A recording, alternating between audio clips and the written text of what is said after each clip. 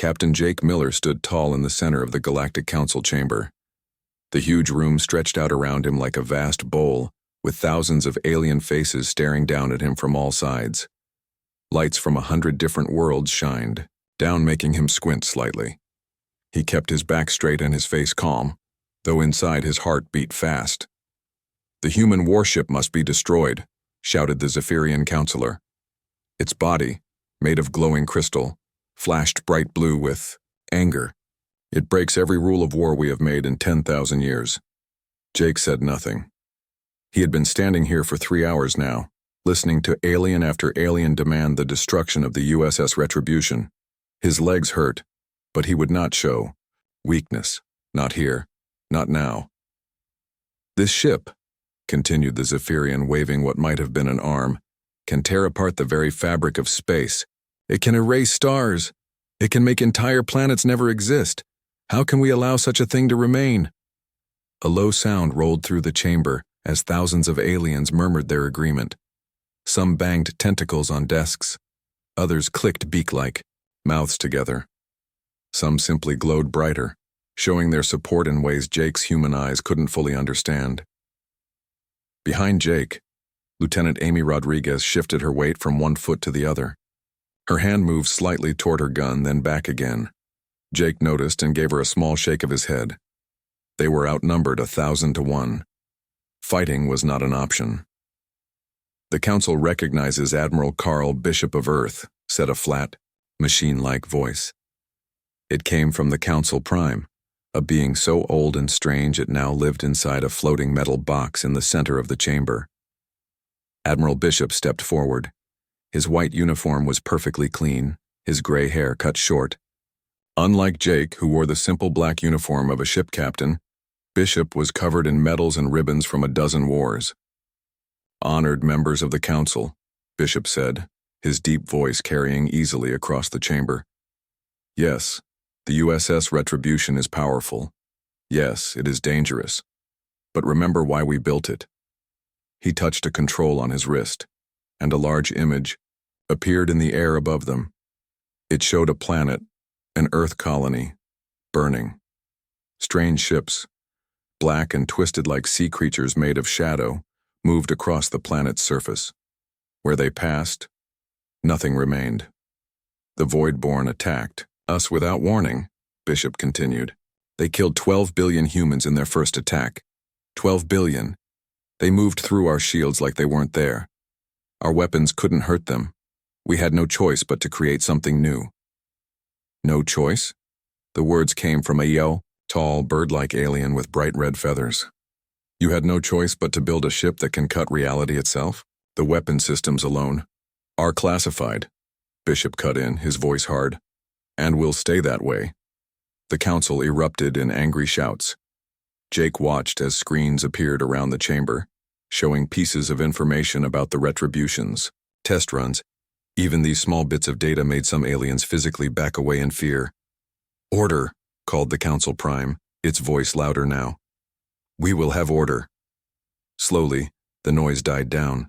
The Prime's metal box turned slightly, facing Jake. "Directly. Captain Miller," it said. "You commanded this vessel during what we now call the Nexus Point incident. Please explain your actions." Jake took a deep breath and stepped forward. The sound of his boots on the floor seemed too loud in the sudden quiet.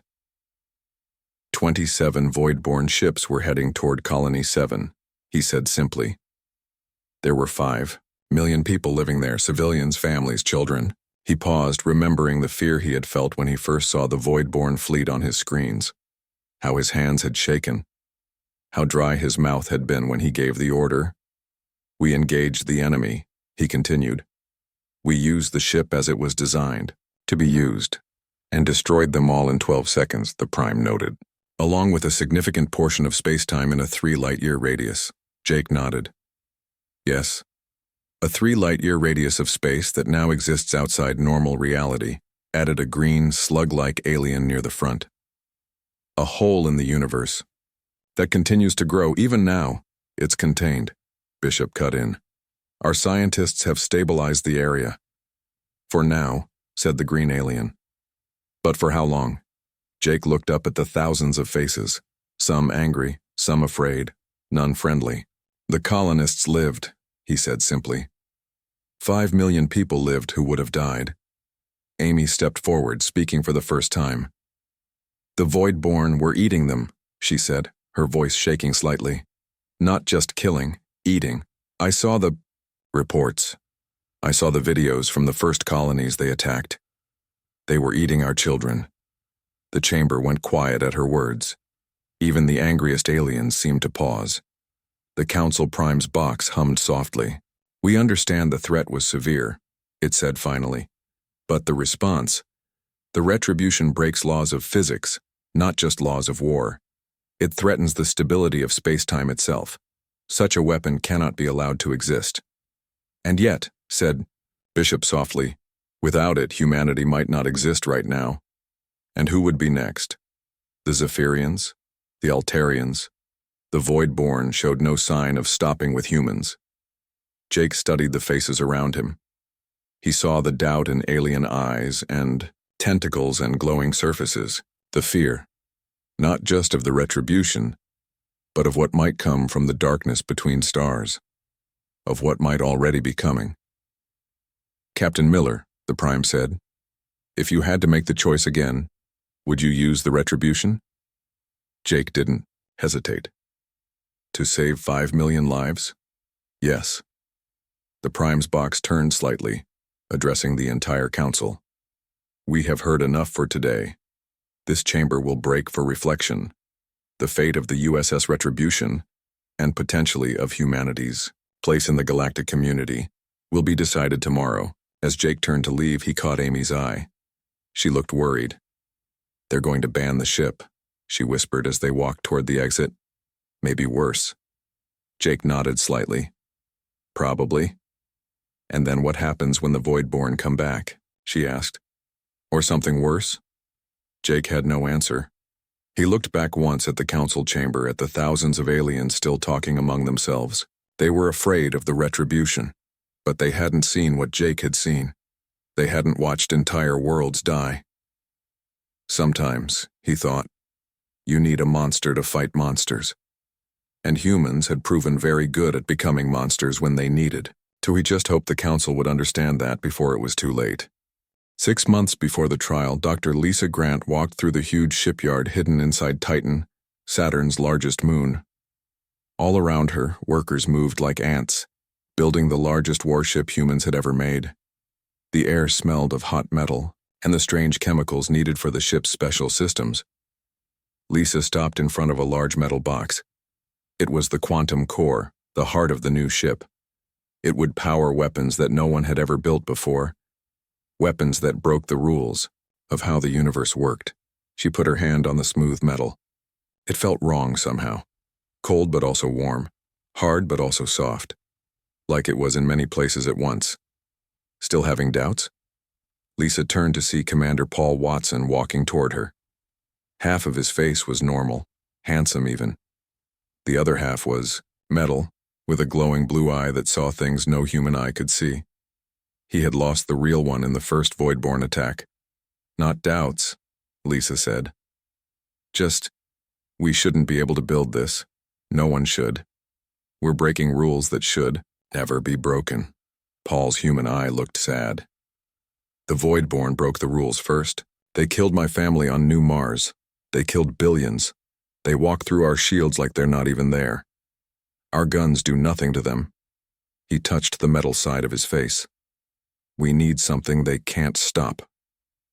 Just then, Chief Engineer Brad Coleman walked out of the core chamber.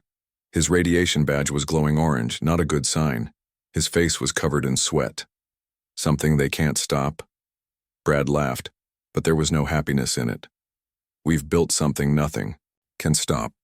This ship, it doesn't just kill enemies, it can erase them from ever having existed. The cascade effect alone could save humanity. Paul cut in. That's all that matters now. Lisa turned to a nearby screen and touched it. A 3D picture of the ship appeared floating in the air. The USS Retribution. 1 kilometer long, but that wasn't what made it special. The ship was hard to look at. Its shape seemed to change if you didn't focus directly on it. It had normal weapons, guns, missiles, lasers, but they were just for show. The real weapons were built into the ship itself, into its very bones. The dimensional shears are working, a young woman called from a control station. It was Ensign Kelly Park, one of the brightest young engineers in the fleet. Probability cannons are green, causality torpedoes are armed. And the absolute erasure protocol? Paul asked quietly. Kelly's hands stopped moving above her screen. She looked up at Paul, her face serious. Locked behind 3 levels of protection, just like you ordered. Lisa looked at the ship again. The Retribution, a perfect name. When the Voidborn came, they thought humans would be easy targets, just another race to eat. They didn't understand what humans were capable of when pushed. Too far. When will it be ready? Lisa asked. Paul checked his watch. 2 more weeks, then we test the weapons. And if the tests work, then we hunt, Paul said, his metal eye glowing brighter. We find every last Voidborn ship and we end them. Lisa nodded but felt a chill run down her back. The Retribution was humanity's last hope. But she couldn't help but wonder, what happens when you build a monster to fight monsters?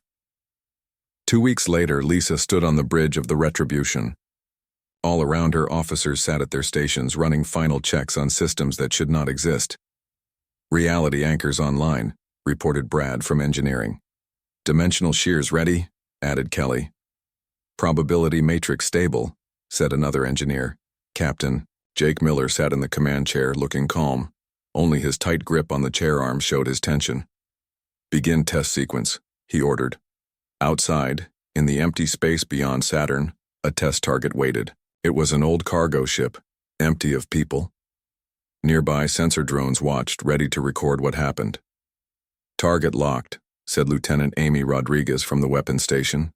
Dimensional shears charged. Jake nodded. Fire. There was no sound, no flash of light, nothing to show that anything had happened at all. But on the screen, the cargo ship simply fell apart. Not exploded. It was like someone had cut it into perfectly straight pieces with an invisible knife. Test 1 successful, Amy reported. Target destroyed.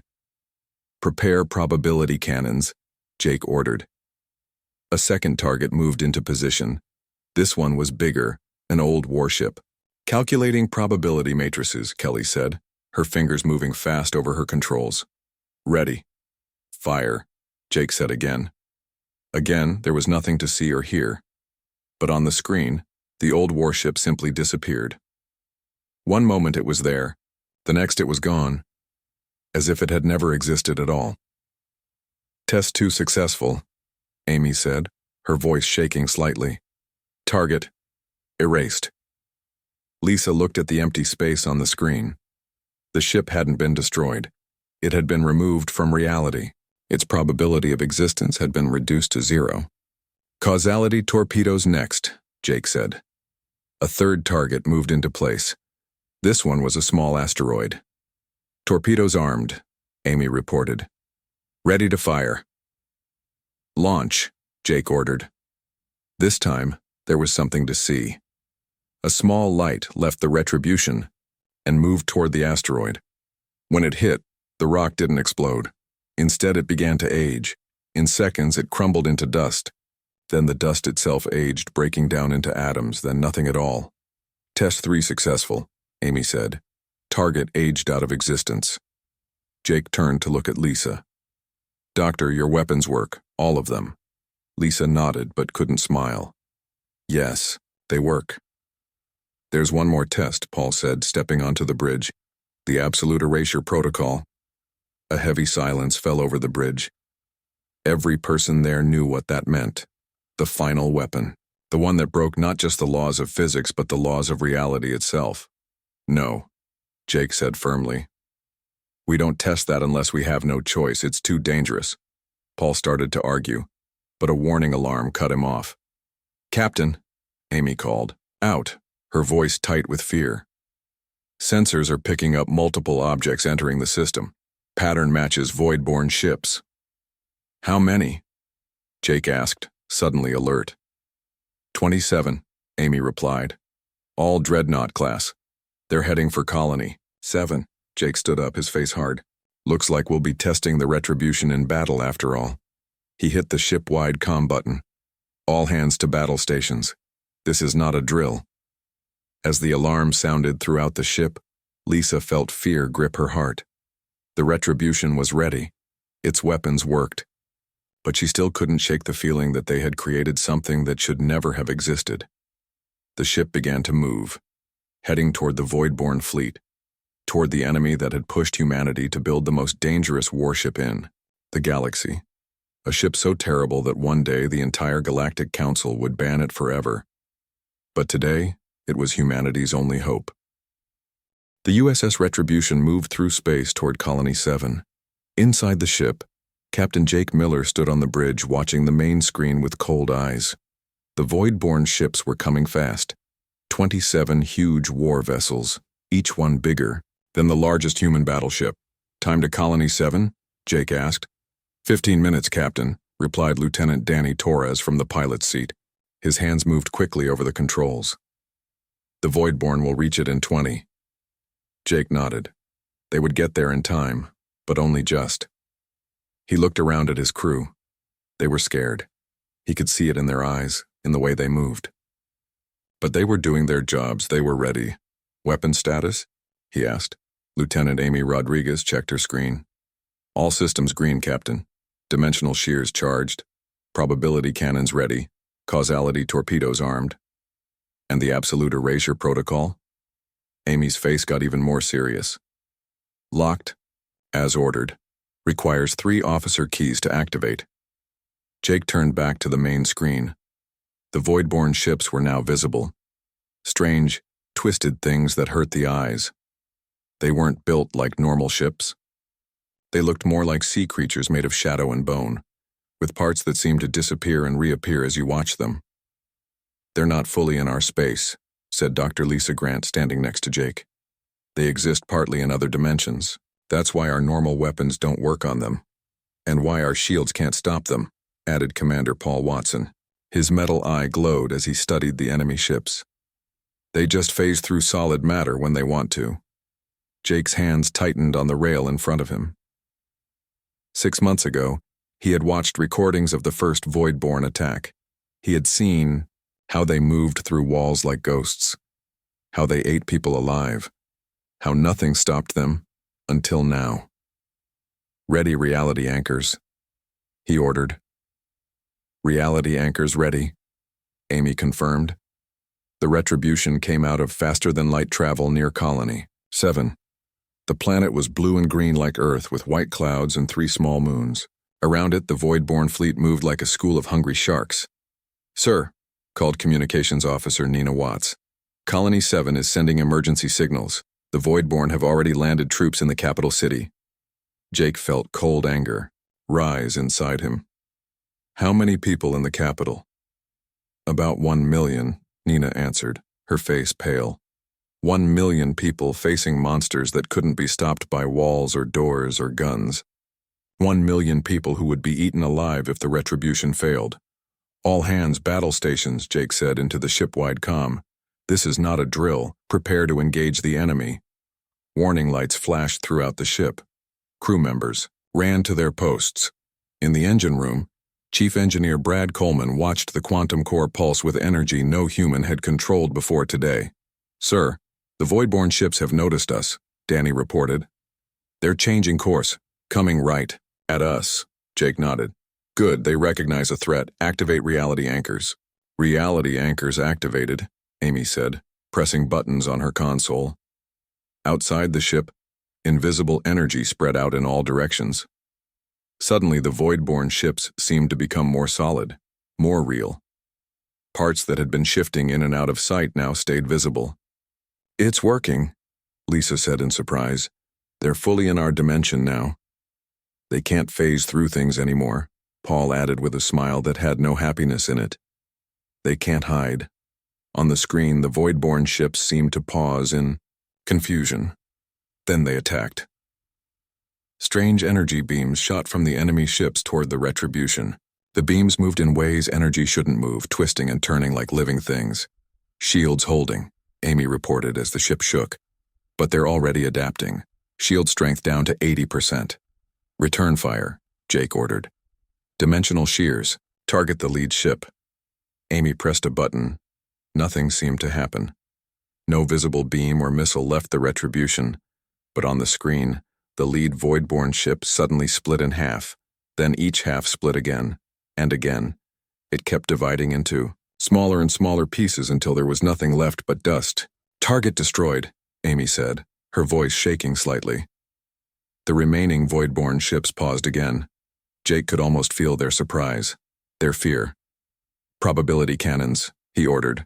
Target the group at bearing 270. Calculating. Probability matrices, said Ensign Kelly Park from her station. Her fingers flew over the controls. Firing. Again, nothing visible happened, but on the screen, 9 Voidborn ships simply vanished. One moment they were there. The next, they were gone.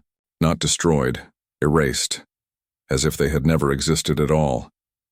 My God, Danny whispered. What have we built? But the Voidborn were smart. They learned fast. The remaining ships began to move in strange patterns, making it hard to target them. Some began to pulse with dark energy. Sir, they're trying to force their way back into multiple dimensions, Lisa warned. If they succeed, our weapons won't work as well. Causality torpedoes, Jake ordered. Widespread. Amy launched the torpedoes. Small lights left the Retribution, speeding toward the enemy fleet. When they hit, the Voidborn ships didn't explode. Instead, they began to age. Metal rusted. Strange. Flesh rotted. In seconds, 3 more ships crumbled into dust. But then the Voidborn did something no one expected. The remaining ships began to merge together, forming one massive shape that grew larger and larger. It twisted and changed until it was a single giant creature, bigger than the Retribution itself. What is that? Nina asked, her voice small with fear. They've combined into one entity, Lisa said. They're adapting. The giant Voidborn creature opened what might have been a mouth. Energy gathered there, building and building until it was too bright to look at. Evasive action, Jake shouted. The Retribution turned hard, but too late. The beam hit the ship directly. The lights flickered. Strange things began to happen. Jake saw Danny grow old and young again in seconds. He saw Amy die and come back to life. Time itself was breaking down around them. Hull breach on Deck 7. Brad's voice came through the comm system. Reality stabilizers failing. Dimensional shears not working, Amy reported. The combined creature is too big, too complex. Probability cannons? Jake asked. Kelly shook her head. It's changing its probability state too fast to target. Jake knew what they had to do, had hoped they wouldn't need to use it. But 5 million people on Colony 7 would die if they failed. Initialize absolute erasure protocol, he ordered. A heavy silence fell over the bridge.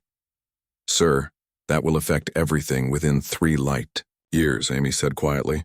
We'll be caught in it too. The ship is designed to survive it, Jake replied. Barely. The colony should be just outside the range. And if you're wrong? Lisa asked. Jake looked at her. Then we all die. But we die fighting. Amy, Paul, and Jake each took out special keys from around their necks. They inserted them into 3 locks spaced around the bridge. On my mark, Jake said.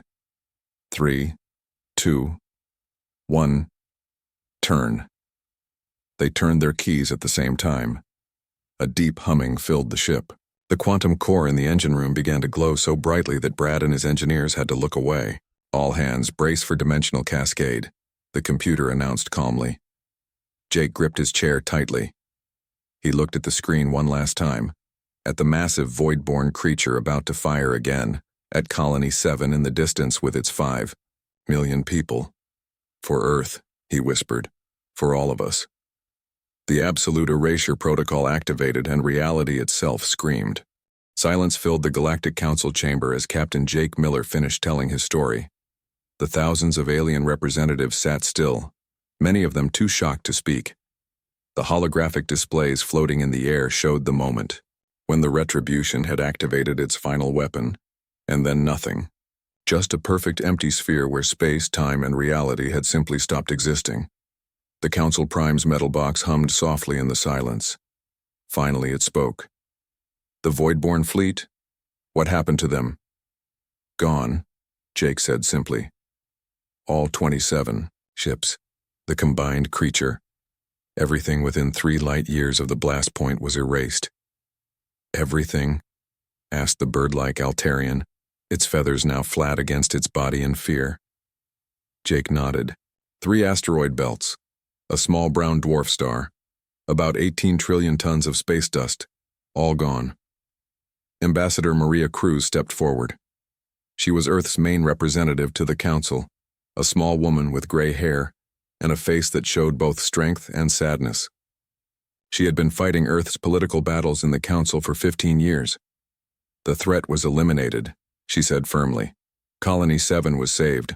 All 5 million people lived. At what cost? The Zephyrian counselor's crystal body flashed, with angry colors. You have made a hole in reality itself, a perfect sphere of nothingness that our scientists say may still be growing.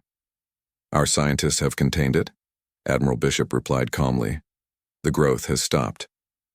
For now, the Zephyrian shot back, but for how long? You humans have created a weapon that could unmake the universe. We created a way to survive, Bishop corrected. His voice stayed calm, but Jake could see the tension in his shoulders. No species will attack humanity again after this. The Altarians' crest rose in anger. Because you have become worse than any threat we face, the weapon is too dangerous to exist. It must be destroyed. For the first time, Dr. Lisa Grant spoke up. She had been sitting quietly beside Jake throughout the trial, listening to the aliens argue about her creation. The weapon cannot be destroyed, she said, her voice clear and steady. The technology is based on fundamental principles of reality. Once discovered, it cannot be undiscovered. Her words caused another wave of fearful murmurs to spread through the chamber. Jake watched the alien faces, seeing their fear turn to anger, then to something worse. Hatred. Then humanity must be contained, shouted a green, slug-like alien from the lower rows. Quarantined. Locked away until... Until what? Maria interrupted, stepping forward again. Until you need us? When the next threat comes from the darkness? Between stars, you'll beg for our help. For our monsters. The council chamber erupted in angry shouts. Some aliens called for Earth to be isolated from the rest of the galaxy. Others wanted the retribution handed over to the council. A few extreme voices even suggested destroying Earth itself to remove the threat. Silence. The council primes. Voice boomed through the chamber louder than Jake had heard it before. Slowly, the noise died down. We face a difficult choice, the prime continued, its box turning slowly to address all the representatives. Humanity has created a weapon that breaks the most basic laws of the universe. It threatens everything we know. Jake felt his heart sink. This was it. They were going to ban the retribution. Maybe worse. And yet, the prime said, humanity faced extinction. The Voidborn consumed 12 billion humans before the retribution was built. What would any of us have done in their place? Surprised murmurs spread through the chamber. Jake saw Admiral Bishop's eyebrows rise slightly. We have received troubling reports, the prime continued. Our long-range sensors have detected signals from the space beyond our galaxy. Ancient things are stirring. Things that may make the Voidborn seem small in comparison. The chamber went completely silent. A compromise, then, the prime said after a long pause. The USS Retribution will be banned from use. The technology will be sealed away, its secrets kept under the highest security. Jake nodded. It was what he had expected. But, the prime added, humanity will not be punished further. Instead, they will serve as our sentinel. Sentinel? Asked the Zephyrian. What does that mean? It means, the Prime explained, that if these ancient signals prove to be a threat greater than the Voidborn, humanity and its terrible ship may be our only hope. The Altarian's feathers fluffed in anger. You would let them keep this abomination? Not keep, the Prime corrected. Store. Under seals and guards from every major council race. The Retribution will sleep unless we face extinction. And if that day comes, we will need monsters to fight monsters. Jake looked at Admiral Bishop, who gave him a small nod. It was better than they had hoped for. The Retribution would be sealed away but not destroyed. Earth would remain part of the galactic community. And if something worse than the Voidborn came, the Council voted. Not everyone agreed, but enough did. The compromise was accepted. The Retribution would be banned but preserved. Humanity would be watched but not isolated. The trial was over. As they left the chamber, Amy walked beside Jake. Is this a victory? She asked quietly. Jake thought about it. It's survival, he said finally. For now. 3 days later, Jake stood with Maria Cruz in her office on the council station. Outside, the window stars shined against the blackness of space. On a screen on the wall, news reports showed celebrations on Earth and its colonies. People were happy to know they would not be punished for building the Retribution. The council is afraid of us now, Maria said, sipping a drink. That's not a bad thing. Fear leads to hatred, Jake replied. Hatred leads to conflict. Maria nodded. True, but fear also leads to respect. For the first time, humanity has a real voice in the council. They will listen to us now. Because they're afraid we might build another Retribution? Because they know we can. Maria looked out at the stars. Sometimes being dangerous is the only way to be safe. Jake wasn't sure he agreed.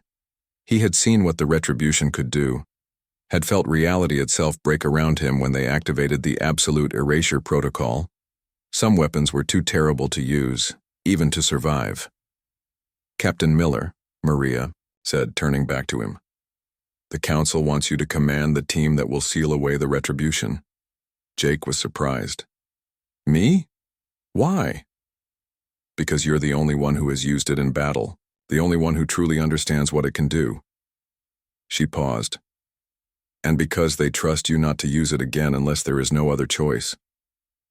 Jake thought about Colony 7, about the 5 million people who were alive today because of what he had done, about the hole in reality that might never heal.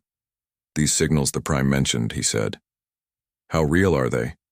Maria's face grew serious. Very real. Something is coming, Jake. Something old, something hungry. The Voidborn might have been just the beginning. Jake nodded slowly. Then I'll do it. I'll guard the monster we built, and pray we never need to wake it again. Outside the window, the stars seemed to grow dimmer as if shadows were moving between them. Ancient shadows coming closer with each passing day. 1 year later, deep inside a special base built on Pluto, Captain Jake Miller stood before a massive vault. Behind thick walls and energy fields that bent light itself, the USS Retribution hung silent in space. The ship looked different now, darker, as if it was sleeping. Jake watched it through the special window. The ship that had saved Colony 7. The ship that had killed 27 Voidborn dreadnoughts in 12 seconds. The most dangerous weapon humans had ever built. Any regrets? Asked a voice behind him. Jake turned to see Amy Rodriguez walking toward him. She wore captain's pins now. She had her own ship, a normal ship that didn't break reality when it fired its weapons. About the Retribution? Jake asked, looking back at the sleeping monster. No, we did what we had to do. But I'm glad it's locked away. For now, said another voice. Dr. Lisa Grant joined them at the window. Her face looked tired. She had spent the last year helping build the systems that kept the Retribution contained. The Council's deep space sensors are picking up more signals every day. Are they sure it's not just normal space noise? Amy asked. Lisa shook her head. It's not random. It has patterns, intelligence. She paused. And it's getting closer. The three of them stood in silence, watching the ship. 10 alien guards from different council races stood at posts around the vault. They changed every month, so no single species controlled access to the retribution. A good system, Jake thought, as long as it worked. The council is scared, Amy said quietly. I was at a meeting last week. They're building more warships, strengthening defenses around key worlds. Will it be enough? Jake asked. Lisa sighed. Against something that made the Voidborn run to our galaxy for safety? I don't know. Jake turned to her in surprise. What did you say? It's a new theory, Lisa explained. Based on some old Voidborn ship parts we found, they weren't invaders. They were refugees, running from something worse. Jake felt a cold feeling in his stomach. He looked back at the retribution. Its shape still hurt his eyes slightly, like his brain couldn't quite process what it was seeing. How long, he asked, before whatever's coming arrives? Lisa shrugged. A year. Maybe 2. The council doesn't know for sure. A soft alarm beeped on Lisa's wrist. She checked it and sighed. I have to go. More tests on the containment field. She left, her footsteps echoing in the large room. Amy stayed, standing next to Jake. They're going to wake it up, aren't they? She asked. When the time comes, Jake nodded slowly. Yes, and they'll ask me to command it again. Will you? Amy looked at him, her eyes serious. Jake thought about the hole in reality near Nexus Point, about the strange things that had happened when they fired the Absolute Erasure Protocol. Time breaking down, physics failing, reality itself screaming in pain. To save Earth? To save the galaxy? He paused. Yes, I would. Amy nodded, as if she had expected this answer. Good, because I'm coming with you if you do. She squeezed his arm once, then walked away, leaving Jake alone with the sleeping warship. In the quiet vault, Jake stood watching the retribution. The aliens who had built the vault had placed a sign on the main door, written in every language of the galaxy. The human version simply read, "The most dangerous ship ever built, never to be used again." Unless, Jake thought, something even more dangerous came from the darkness between galaxies. In deep space, ancient signals grew stronger. Something vast and hungry moved toward the Milky Way. Something that had chased the Voidborn across millions of light years. And in the sealed vault, the USS Retribution waited, a monster built by humans to fight monsters, banned by the Galactic Council, feared by every species, but preserved, just in case. Because sometimes, the galaxy needed monsters to survive. And humans, the Council had learned, were very good at becoming monsters when they needed to be. The end.